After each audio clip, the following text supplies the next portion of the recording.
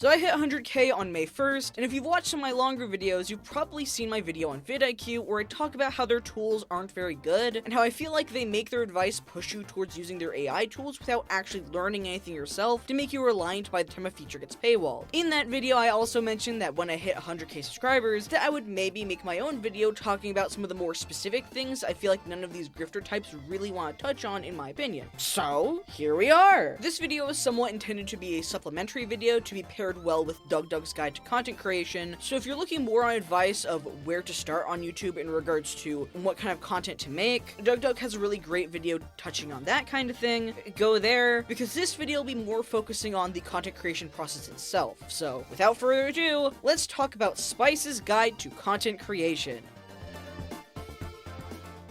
One of the biggest irritants I see with new content creators is that none of you script your goddamn videos! There have been several occasions in which I'll find a new creator talking about a thing I'm interested in, and I click on it, only to be met with this. Hi guys, welcome to Hall Gaming 86. And so, sorry if you hear the background, my dog is eating ground beef off the floor. What are you doing, Finch? Okay, so today we are talking about you probably already seen it, the thing with the guy, what's his name? Big Mike, and basically the girl, yeah, that's pretty bad. If you don't know, yeah, Big Mike, he, sorry, let me look this up again. Moist critical. Just when you thought you'd finally seen all of the degeneracy, yeah, in front of the girl. Yeah, he ate you get jump scared cheese. Yeah, that was horrible. He should stop being grumpy. Anyways, thank you guys for watching Paul Gaming. Please subscribe to me and my channel. Okay, goodbye. Like, you couldn't even get, like, a retake or something? At least prepare notes so you know what you're talking about? But most of the videos I see this mistake on are the kinds of content that definitely need a script. Like, a tier list or gaming video usually doesn't need a script and you can just fly off the handle. But if you're analyzing a thing, or you're making a theory video, or you're talking about a situation, please don't just go and hope for the best, man. Please. But wait a minute, how do I even make a video script? Now, I only have experience with making scripts for my own videos, so I'll only really be able to give advice on theory videos, analysis, and top 8s. I have timestamps set up, so if you don't really care about one type of video, then you can just skip to whichever one interests you. To start us off,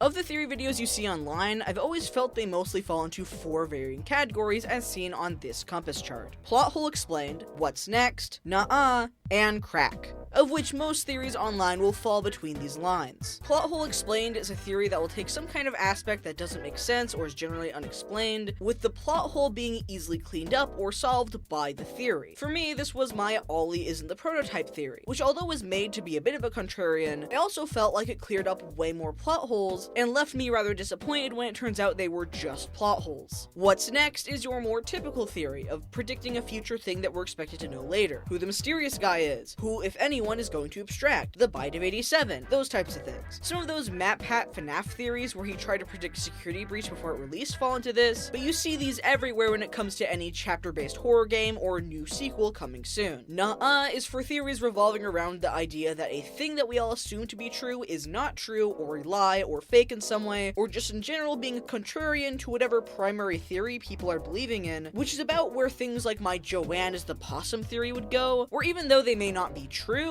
it's still fun to talk about and play with more than just the one core idea we already know about. Crack is very much your Alex Bale type of theory, where using the logic of the world and universe itself, you can prove a very obviously unintended idea through an abundance of evidence towards one weird conclusion. You know, like the Magic the School Bus doppelganger theory, Patchy is a time-traveling ghost theory. They're obviously not intended, but thanks to all the evidence, they could be true in-universe unless the writers actively shut it down or play into it. Now, there are also real-world theories where you use real-world logic to explain an entirely fictional thing, like with MatPat's Nugget video or What's Inside a Wuggy, but those kind of exist outside of the binary, as this chart is more focusing on in-universe evidence. In fact, here's where all of my theories fall on this chart. But how do you even come up with a theory? Well, a good start is just taking a look at the game, finding something, and either asking why or how. Okay, so we can see into the thoughts of the frogs after washing ashore. Why? Okay, so this cat from these weird shorts keep having death symbology and none of them act like cats. Why? Poppy somehow got into play care without pulling either of these levers they can't reach, and all these doors will randomly close or open as you're trying to escape. How? With enough looking into and kicking at strings, sure, some of them are bound to be nothing, but you're bound to find an interesting connection or explanation somewhere with enough thought, and whether it ends up being a genuine theory or a crack theory is entirely up to how you want to take it. I mean, you're always gonna have that one guy saying it's not that deep and telling you that you're an idiot for even looking at it, so you may as well just have some fun regardless of if it goes anywhere. If it's something you find fun and interesting, make a theory about it. Heck, sometimes you can just have fun with a what if, and as long as you aren't lying and everything you're saying is working off the in-universe logic of what things can occur, then people will be more than willing to hear it out. Because without in-universe logic, then you get dangerously close to that ashes in a coma theory territory, and nobody likes a theory that just dismisses everything about the world. If you're having a hard time in regards to where to go after finding your why or how, then it may help you to look at some other similar stories within that same genre. For example, many people immediately went to Ollie being the prototype because of Security Breach having Gregory being the mimic in the DLC, and Ollie being a very similar character to Gregory. Or in general, you should just do things to improve your literary analysis in general, through practice and looking at other people's theories to see how they got from their main point to the rest of the theory, and where those connections came from. Heck, there's all sorts of theories people write up and post on Reddit. Try starting there to get feedback. There's r/game theorists. If there's a Reddit for whatever game or show you wrote a theory on, that's a good place. Write a Tumblr blog on it. Just put it somewhere, and eventually you'll get feedback that'll help you on making better theories.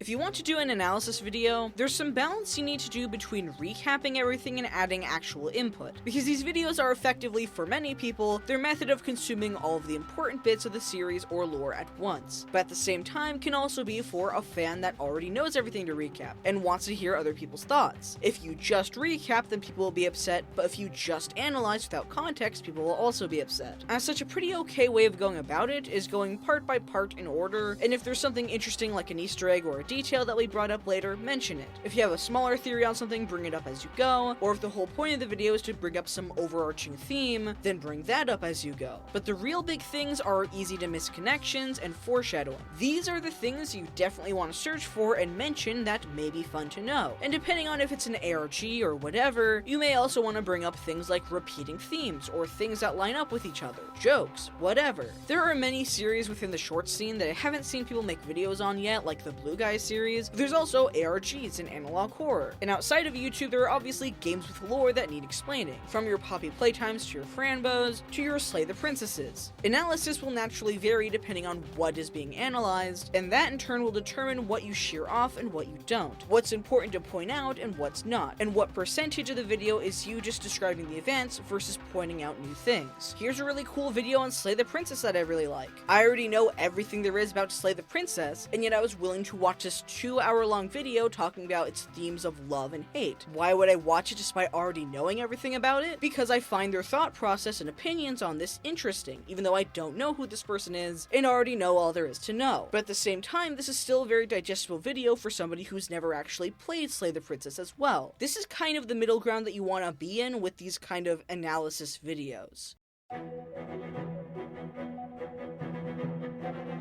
My top 8 videos are pretty interesting in that there's a few things about them not many people think about. Firstly, one of the big things I'm always asked is, why top 8 specifically? And I'm gonna be kind of honest, it's because of identification. Lots of people do top 10s and top 5s because they're nice numbers. Top 5s you can explain a bit more, while with top 10s you can go through them a bit quicker, while still giving a full amount of content. However, some more unusual numbers can lead to higher clicks, because seeing an oddly specific number can make you curious. But the problem is, doing 9 makes it look like you just didn't have enough for 10, and 6 feels too small and mentally feels like you're not giving as much room for explanation as 5, and as such, between 7 and 8 just feels more oddly specific because top 7s have been done more than 8s, because it's like the perfect middle ground between 10 and 5. And so with me making all of my top 8s, the average person can more quickly realize, oh, it's that one guy again, and identify me out of a crowd of thumbnails. The other weirder thing about doing top 8s is that they aren't really top 8s. I'm sorry for killing the magic, Santa isn't real. Because thanks to the way that YouTube works, you're going to need to make sure they actually watch to the end. And if you have too many unrecognizable faces or too many recognizable faces, then people are just less likely to watch to the end. That isn't to say that it's not a ranking at all, of course, as the best way I can describe the actual top 8 ranking process is high tier, mid tier, and low tier. And then they're kind of sorted amongst that area based on what I think would actually keep people watching. So they're still sorted, it's just not an actual top to bottom. For example, in my top 8 indie horror characters that would be surprisingly good roommates video, it starts with Faith, a rather recognizable game within online horror, then Parasocial Paranoia Paradise, a rather unknown game, then 2 recognizable picks, 2 more niche picks, Bonnie's Bakery, Slay the Princess. For many people, if they're going through their list and don't recognize a single game, they get scared off by like the 3rd ranking, maybe the 4th, but if they do recognize everyone, they assume they already know the whole listing. They might skip through it, but they'll also leave because you're just too predictable for them or something. And as such, you'll usually notice, depending on whether the video is meant to be negative or positive, that the first 2 entries will always seemingly have a niche game really close to the beginning, as well as a game that most people would recognize and go, oh yeah, I know that guy.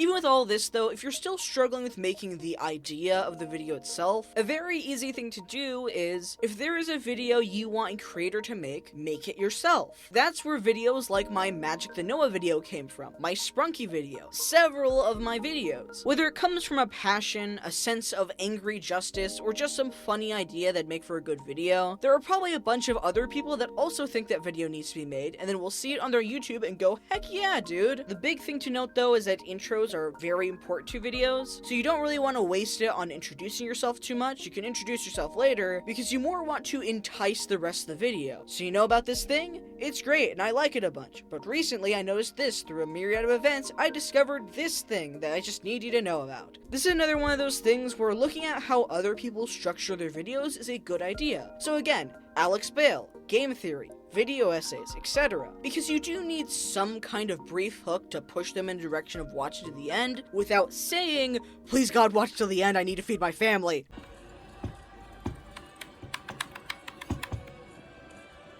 Something I mentioned back in the vidIQ video, but I'll mention again, is that thumbnails are really important, and a lot of those AI tools or grifters trying to get you to hire them for $200 don't really seem to know the rules despite their claims of their expertise. Within thumbnails, you're going to remember this with 3 things which I'll shorten to DRY: direction, recognizability, and intrigue. When you first see a thumbnail, the big thing that a lot of people throw around is that person will only look at your thumbnail for 1 to 2 seconds before they decide either to click or scroll away. This rapid, instinctive judgment means that your thumbnail needs to be easy to look at, tell them what the video is actually about combined with the title, and make them interested enough to spend time watching it. Direction is needed for the first of those 2 things. Basically, where are you leading their eyes when they look at the image? If there's too much stuff, then it can be a bit overwhelming and they'll filter it out, while too little and they won't give it a passing glance. And ways in which you can declutter or put more focus is through direction. This was the main thing I mentioned in the vidIQ video, as dead space is one of these things. The closer things are to the edges, the more tight the thumbnail will appear to be, so having text or an image right on the bordering edges of a thumbnail, especially if you're supposed to be focusing on it, will naturally make it feel more claustrophobic, even if there is lots of space all around it. As such, it's important to give some breathing room. That being said, leaving it too empty can also make it feel like it's not filling enough space too. As such, you'll find yourself having to balance the tightrope of filling the canvas without putting anything important on these edges. Back with the vidIQ video, you can see both sides of doing it wrong, such as our infamous can't unsay it thumbnail, where it cuts too close to the sides while the top and bottom go completely unfilled. Another one being the can't stop spraying thumbnail that, while it does a bit better at filling space, has really weirdly inconsistent text spacing, and this middle has a big gap. The other thing I mentioned as well is contrast. The brightness or lack of brightness in an image can kind of gravitationally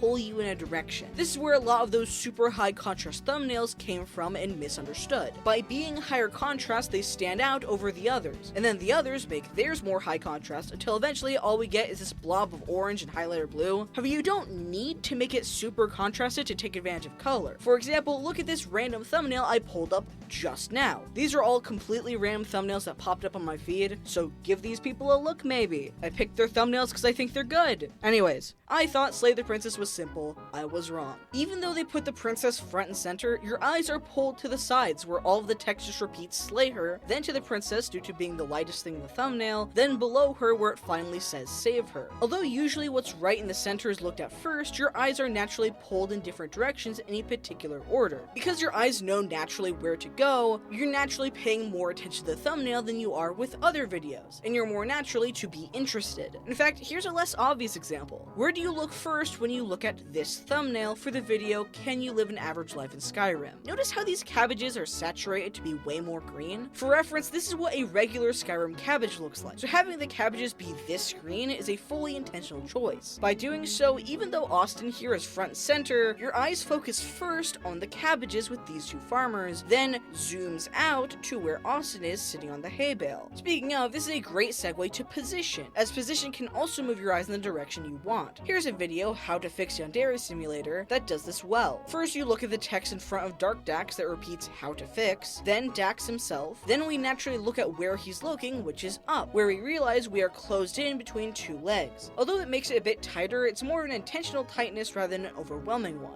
Though these parts at the top of the logo do cut a bit close for comfort, it overall does pretty fine. And clearly it succeeded given how many views this video has. Here's another, When the Circus is the Trauma. We have Pomni here in the center with the brightest color, and because the way that the wind is kind of pushing her hair, we are specifically led from Pomni to Zubul, and then naturally look all the way around her in a circle, getting a quick glance of all of the characters. You may also notice that with this last one how there's this white border around it, and in fact this is something that a lot of thumbnails do. This white or other colored outline is a common technique that has been around since the near beginning of YouTube, often called in art programs either border or edge. This can kind of help you separate the image from the background, as if the background is too dark and you're using an image with a dark edge or a black outline, it can be harder to instantly distinguish it from the background and tell what's going on. I use it on nearly all of my thumbnails. Though the last minor thing for direction that you need to pay attention to is down in the corner. Although you won't see it in whatever you're using to make the thumbnails, it's important to keep in mind that this corner will be blocked off some, which can make things look a little more cluttered if you have something there. For example, this thumbnail I made for 8 horror characters that would probably use :3, a bit of the text in the lower left is obscured thanks to the thumbnail, which makes it feel more cluttered from the text, because this is kind of getting in the way of the timestamp, but it also makes the timestamp harder to read, which makes it harder to tell how long the video is. This one is a lot easier to grasp. Basically, can the average person look at your thumbnail and go, yeah, this is what this video is about, regardless of the title? For this, let's look at the time that I kinda messed this up. Here I have my Poppy Playtime theory on Ollie being the security system back when Chapter 3 came out. Now, if you know Poppy Playtime, you can tell a bit from the title, especially after I added Chapter 3 into the title. What not many people know is that when this first came out, I actually had several people comment mildly annoyed because of the thumbnail. The thumbnail here is just text, but the text Feed the Machine led to several people thinking this was a cover of the song Feed the Machine by Poor Man's Poison, and being upset when instead they got a theory video made by a squeaker. To fix this thumbnail, adding in something from Poppy Playtime relating to the theory, like the Ollie phone or one of the actual evidence pieces from in-game, would have probably further indicated that. However, there are other ways to make a thumbnail recognizable, as you can also just make people recognize things like what kind of video is it, the video's tone, and other kinds of things. Does it tease a moment from in the video? Does it answer a question that the title poses? There are plenty of things that you can do to indicate what your video is and why someone should watch it. Speaking of, lastly we have intrigue. This is basically your clickability. Does it make a joke? Does it look interesting or fun, regardless of if you know everything about the topic? You know those times when you'll watch a long video essay about a show or a game that you've never watched or cared about before, or a drama involving celebrities you've never heard of? That is because of intrigue. You need to make the video, by its very concept, seem interesting to most people. Here's another example from just looking at my recommended page. Dexter vs. Ace Ventura, made by Phantom Savage 2. I have never watched an episode of Dexter in my entire life. I have never heard of Ace Ventura before, but this thumbnail shows me the fact that Ace Ventura is a pet detective, presumably from a comedy show, and thus my immediate thought becomes, why would he have Dexter, the serial killer, trying to kill a pet detective? Because the thumbnail already tells me roughly what Ventura's deal is, despite the fact I've never even seen him. Because I vaguely know the concept of Dexter, and I see this, from that alone I'm automatically spending way more time thinking about this video than the 2 seconds it took for me to look at it. And the only way for those questions to be answered are to watch. And I did, it's a very good video. And you can see strategies like this everywhere, all over YouTube, making you ask a question that can only be solved by watching it.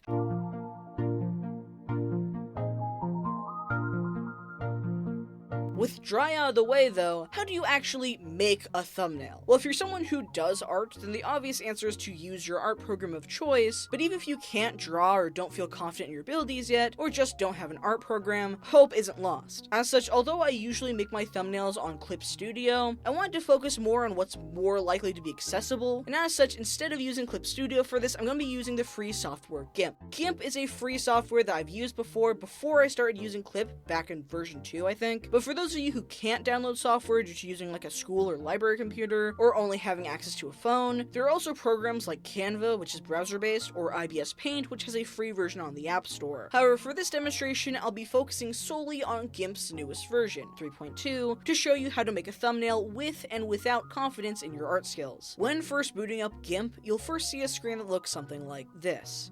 To make a canvas, go up to the top left corner here where it says File, and we'll click New.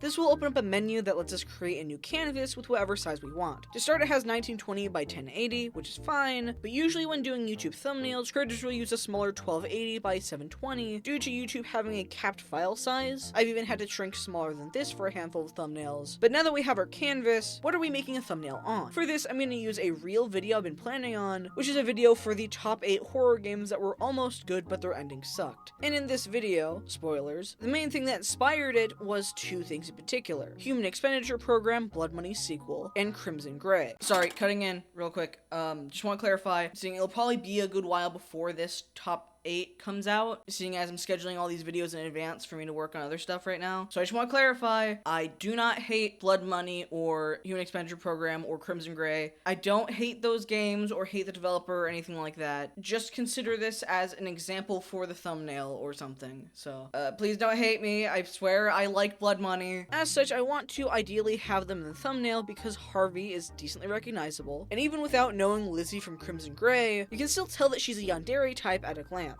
Heading onto Google, I'm just going to search for some images of the characters. For those doing art thumbnails, you'll want some clear images that you can use for reference. This is a pretty good one as it's from in-game with all their main character traits visible. We'll go ahead and copy and paste this into our canvas and bring the opacity down. For those of you not drawing your own art though, you're going to need to be on the lookout for images that can work within a thumbnail. GIMP lets you paste images with transparency directly in, while some other art programs may give you a black block where the transparency is, or may require you to manually download the file. In this case, I found several images that looked pretty good, and eventually settled on this image from the first game midway into the injuries, and later also grabbed this image of Lizzie from the start of Crimson Gray that felt good enough to be the main focus of my non-art thumbnail. Sometimes though, especially in the case of more niche games, newer games, or games that just haven't had their direct files leaked onto the internet or onto a gallery page of a fan wiki, you may have to go and screenshot an image yourself and then cut around the image with an eraser. With our images on the canvas, it is now time to start the art process, with Ctrl-Shift-N to create a new layer to begin with. With art, it naturally takes much longer to make. The art thumbnail took me 3 hours, while the non-art thumbnail took me 20 minutes. However, it has the positive effect of being exclusive to you, being something that people may be able to recognize and differentiate your channel from the rest. When making art though, you still need to make sure that regardless of your style, you can still recognize the character being shown. For example, Harvey as a character is most recognized by this large pink, almost pompadour-like haircut he has. He is rather flaunty in personality, and has a very strong scene at some point where he loses his eye to the player, and as such, when drawing, I make sure to keep his hair very large, with a large focus on him covering his left eye, the eye that he loses in the game. If you don't feel like you're making progress or liking the direction, don't feel afraid to start on a new layer and start from the beginning. However, what you may notice here is that in the footage, I'm switching between these very bright colors like red and blue, and that's because this isn't the final line work. This is just the sketch so I know where everything's gonna be, and can morph it around without worrying about it growing condensed or crunchy if I manipulate it too much. By having having it be these garish colors, when I lower its opacity to trace over my work, I can still tell the difference between different parts, and can also tell what parts I have and haven't done when lining it. After 3 tries of drawing them, I eventually landed on him being laid across the bottom of the frame to cover a lot of the room along the bottom and right side. And with him done, I moved on to Lizzie, who I copied more closely to one of her more iconic scenes, making a similar pose hunched over like this, grabbing onto part of Harvey's leg for weight, and having this very disheveled, unhinged look about them. So even if you don't know her, you can definitely tell she's a bit crazy. While I was making this, I felt like there was some dead space here, so I eventually decided to move her right arm into more of a pointing hand, which I use quite a lot. Now, although I have an art tablet, I tried to use my mouse for several parts of the process to show that you don't need an art tablet, and so around here I enabled smooth stroke on the brush, which helped a lot with the jitteriness you might get from a mouse. So if you're using a mouse or trackpad, that might be a good thing to enable. Once I was done with Harvey, I moved on to Lizzie. Usually when I do hair, I like to use the paint tools that Clip Studio has to really chunk out the hair, but with GIMP, I had to use the ink brush tool because they don't really have that flowy paint tool that Clip does. However, it still managed a similar feel. Once I get it down on the color, I selected it with the magic wand tool, and just a fair warning, for some reason in the settings, it's not set to automatically show you your selection, so if you're having trouble with that, just go into View, then toggle the Show Selection box, so that when we go onto a separate layer, you're only changing what's here. In other programs, you may have clipping masks, but GIMPs can be kind of weird, so I'm just going to do it this way instead. Once I did that, I went to another layer and took a darker color with some airbrush, a lighter color on another layer, and then went over here to change the layer's blending mode, which changes how the layer interacts with what's below it. Doing this, I can make the shading look pretty nice, especially when combined with the smear tool to smear my shading to follow more of the flow of the direction of hair. All of the colors that I'm using in the characters are directly from the in-game art. I'm just pasting them in using the eyedropper tool to take the color, then undoing the paste and starting to color with a new layer underneath the line art. And once I get back to Harvey, we get to another coloring trick for drawing blood. Taking a slightly dark red, if we just feel out what looks nice as a bloody injury, and mark the layer's blending mode as multiply, it can look pretty nice. But it can also look even nicer if we make a duplicate layer of this layer, go up to filters on this new layer, and use Gaussian blur. This makes like a blurrish smear around the blood that can appear similar to those more watery sections around blood, or sections where the cloth absorbed some of the red, which can be pushed as we once again use the smear tool to really push the movement and show that it's been accidentally smeared here or there. With the coloring on the art side done, back at the non-art side we'll be taking those images we found earlier, and what we want to do is put them together in a cohesive way. And I really like this CG image of Lizzie grabbing the player character, so I'm going to use the transform tool to change its rotation perspective and just push it around until I figure out a good place for it. I eventually settled on having Lizzie to the right and Harvey to the left, and to add Harvey in here, there's this ledge that Lizzie is grabbing the player from and hanging over, so taking Harvey, we can have him also here on the ledge next to her by cutting off this part to create that illusion. For this type of thumbnail, it's really a matter of making things look cohesive and like they fit, and the way to do that is by affecting the things around them, whether that be by overlaying things or adding shading and layers above it to make it look more fitting. In one of the non-art thumbnails I've made in the past, here's an example, where I found this VHS overlay that I put over the image to push that sort of restricted science feel, cropped this image out from an animation meme, and found this art piece on Sir Fluff's pages that's of one of the characters. Now that I have Harvey placed here, I'm gonna add a new layer and set it to burn. If you're gonna be doing these non-custom thumbnails where you're taking these other images and collaging them together, you're gonna want to get used to all these blend modes because these are the main things you're gonna be using to make these thumbnails yours. Here I set this layer to burn and start taking this dark purple color to really darken up Lizzie and make her closer to Harvey's tone, while also darkening Harvey a little to be closer to Lizzie's grittiness. Now I'm not going to cover them entirely, but I am bruising up the color around them so they feel a little closer in appearance despite being totally different art styles. Then I just take a new layer on top of that and add some multiply with a more saturated dark purple to make the whole thing feel like it has more depth. It was during this that I realized that there was some dead space in the middle and wound up moving Harvey a little bit closer to Lizzie as well. But hold on a minute, the cliff on the artwork of Lizzie doesn't fully reach the edge of Harvey. Well, luckily for us, this is a pretty easy fix. We just need to smudge it a little in that direction, because there isn't that complicated of a pattern or anything, making it pretty not noticeable, especially considering how small the thumbnail will actually be on the screen. However, if it's something a bit more complicated, especially a more realistic image, you can also use something like the clone stamp tool, which lets you select an area and kind of copy it over, though using the clone stamp can take a lot of time to get used to. I've always been been very frustrated with it, but I've also had times in which it's been very useful for me.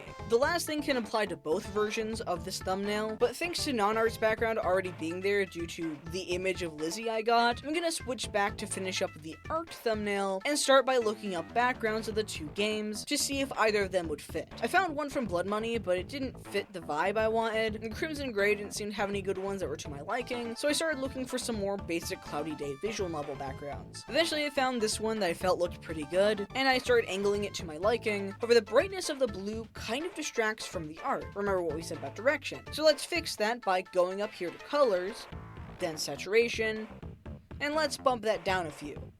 Just to be safe though, let's also go to fillers and add a Gaussian blur as well, similar to how an actual camera might blur when it focuses on something. With that, we'll do a similar thing to the last thumbnail by taking a saturated dark purple on a new layer on top of everything, and using an airbrush around the edges to give it a little more depth on multiply. Now that we're done, we can export it as a PNG and add it to our video when we post. Congratulations! We have just made 2 thumbnails together.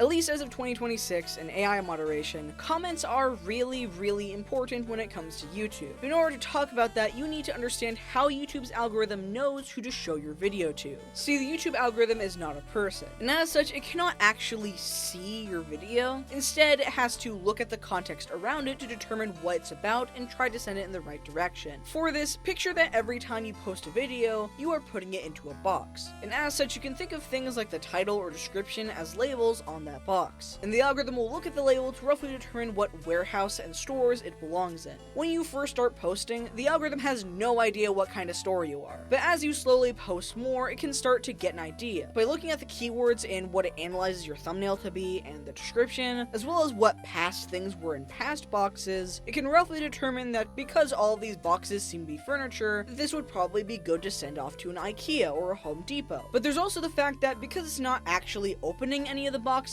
it doesn't actually know how good of quality the furniture is and whether it actually has furniture inside. As such, it may also read the caption, the auto-generated captions put on the video, which if you manually add your own, then the bots will feel a bit more confident that you're not lying about what's inside. However, and more important to engagement, the algorithm also looks at the keywords of comments in your videos. These can be kind of paralleled to Amazon reviews, where if when they sent your box to a much smaller store, people are in the reviews talking about furniture, then they are more confident that you really did put a chair in that box that you labeled chair. In actual YouTube though, what I'm trying to say here is that if you posted a video about Poppy Playtime, then there's a pretty good chance that people are going to mention Poppy Playtime in the comments somewhere. And even if not that, they might say words like game, indie horror, and other things that kind of push it towards where it needs to go. It may mention character names that the algorithm recognizes being only shared amongst other Poppy Playtime videos, and know to show your video near those to see if it's right, and every time someone clicks, it takes that as a thumbs up that they sent your box to the right place. And it's through this that even if a video doesn't have very clear packaging to a bot, enough reviews may give it clarity to understand that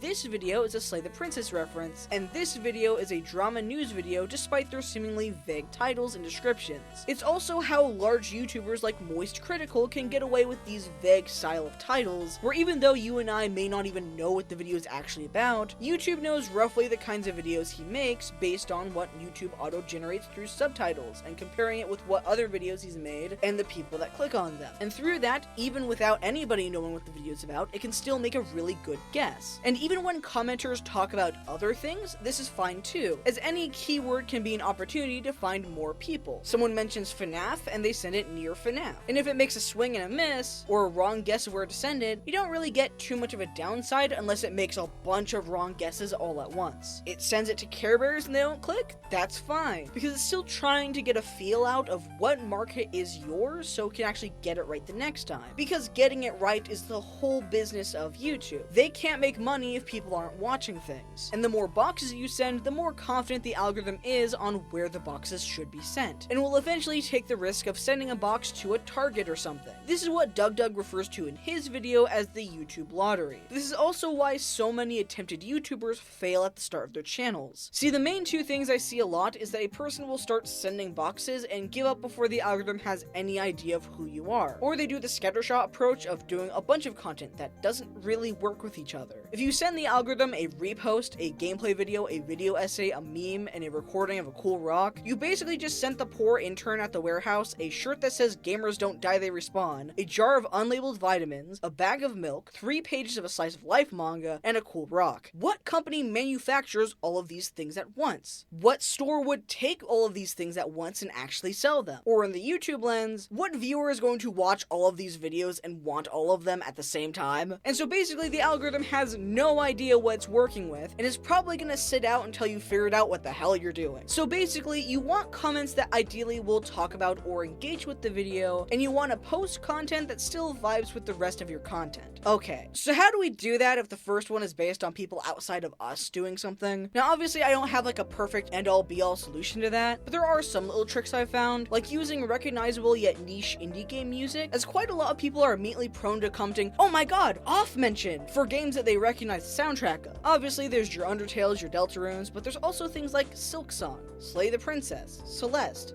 Cuphead, and many other games that have recognizable soundtracks. And the more niche it is that a person recognizes, the more excitable that they're gonna be at noticing that you used their game, or a game that they just like in general, and want to have a sort of solidarity moment with you at noticing it. And so with that, I think that's all I have the patience to share for now, because this video is 20 pages. But hey! As long as I help prevent you from going off and buying some sleazy $200 course or AI tool, then I am happy. If you're new here, then I'm sorry to say, but I don't usually make content like this, so get out of my cafe. Unless you like horror and analysis stuff, then get in my cafe? Maybe? I guess? I don't really know now, you're starting to confuse me. Here are some videos on screen that YouTube thinks you'd enjoy. Maybe you will? You wanna click on these videos so bad. Maybe you will? I don't know. I guess what I'm trying to say here is that YouTube is a massive ball of confusion and nothing is certain ever. Goodbye!